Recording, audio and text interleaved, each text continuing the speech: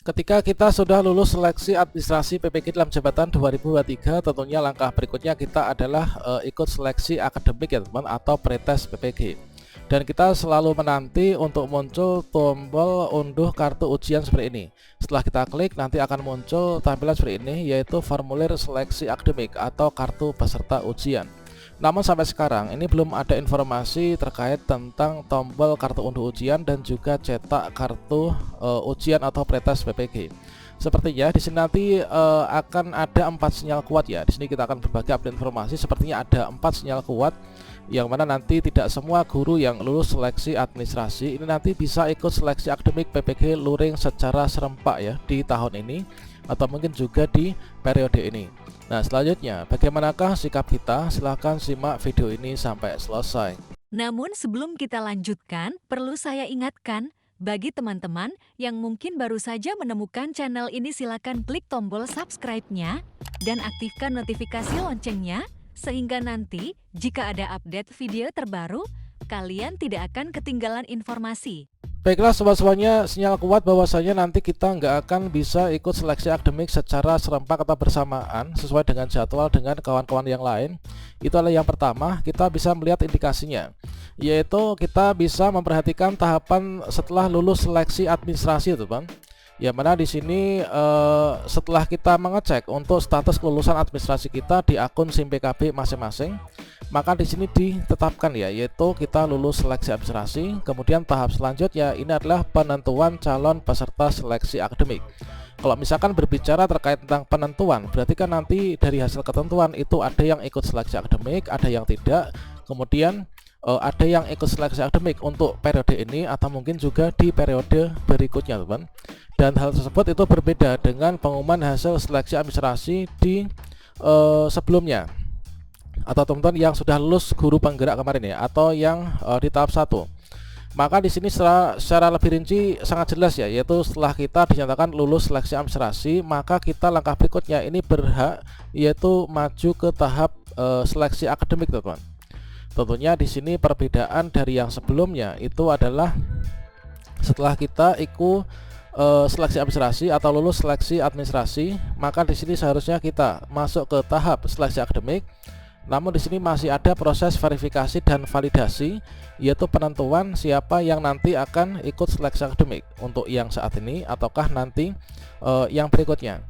Nah, dari sini nanti akan ditentukan untuk hasil penentuan calon peserta ini, apakah kita itu termasuk dari peserta yang harus pretest ataukah yang tidak harus pretest ya teman. Nah, untuk yang harus pretest ini nanti adalah dari teman-teman sasaran kategori A yang belum lulus seleksi akademik di tahun sebelumnya. Kemudian sasaran kategori B yang sudah lulus seleksi administrasi untuk saat ini namun belum pernah ikut pretest. Kemudian peserta verbal sasaran 1 yang lulus pretest tapi ubah bidang studi, nanti tentunya kita juga memulai lagi ya. Kemudian yang nggak pretest tentunya teman-teman sasaran 1, verbal sasaran 1 yang belum terpanggil sampai saat ini, meskipun kita itu berubah menjadi peserta sasaran kategori A ya. Ketika kita nggak ubah bidang studi, otomatis nanti kita langsung bisa masuk yaitu ke plotting LPTK ya. Dan kemudian untuk yang kedua, yaitu indikasi kedua, itu adalah terdapatnya perbedaan jumlah calon peserta pretest PPG dengan teman-teman yang sudah lulus seleksi administrasi. Kalau misalkan kita mencermati surat edaran tertanggal 8 Juli 2023, di sini sangat jelas disampaikan yaitu pengumuman hasil seleksi administrasi PPG tahap 2 tahun 2023. Nah, di sini untuk jumlah pesertanya ini adalah yang lulus seleksi administrasi 683.543, sedangkan untuk jadwalnya ini adalah 22 sampai dengan 25 Juli ya.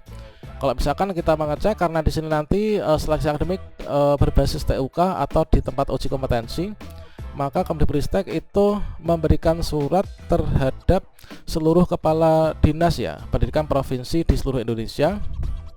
Ini dari surat tanggal 11. Ini adalah terkait tentang permohonan fasilitasi pelaksanaan seleksi akademik calon mahasiswa PPG. Nah, di sini terdapat perbedaan antara peserta yang lulus seleksi administrasi dan juga peserta yang akan menjadi peserta untuk seleksi akademik yang akan difasilitasi oleh SMA dan juga SMK.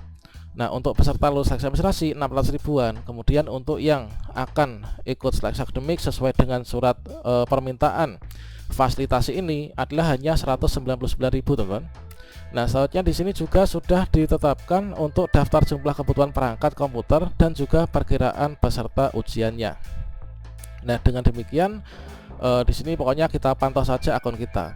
Nah, seperti yang kita ketahui nantinya itu akan ditentukan ya siapa yang ikut seleksi akademik, siapa yang enggak, kemudian siapa yang ikut periode ini. Kalau misalkan benar nanti pesertanya itu baru 199 ribuan. Nah, tentunya kini selalu kita pantau ya akun kita untuk nantinya muncul kartu ujian atau tidaknya. Kita bisa pantau setiap hari dikarenakan semakin dekat waktu jadwal ini untuk pelaksanaan seleksi akademik ini belum ada informasi apapun.